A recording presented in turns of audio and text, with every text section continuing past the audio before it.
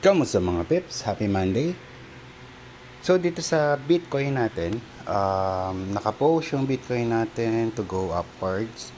Since nasa week time frame tayo, ito, makikita ito, week time frame, and most of the support is nandito, naka-align tayo sa support.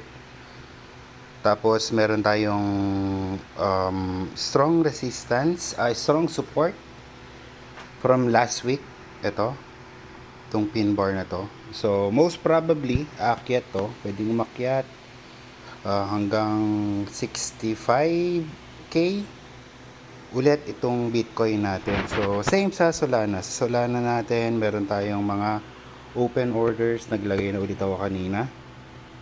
We're looking for the price ng Solana up to 175. Okay, 175. And dahil nasa week tayo, week time frame, weekly din yung titingnan natin. It could reach a week or a 2 or a 3 bago ma-reach yung goal natin. Alright? So, pag happy na kayo sa amount ng profit nyo, you can take it off and you're all good. Alright? Bye-bye!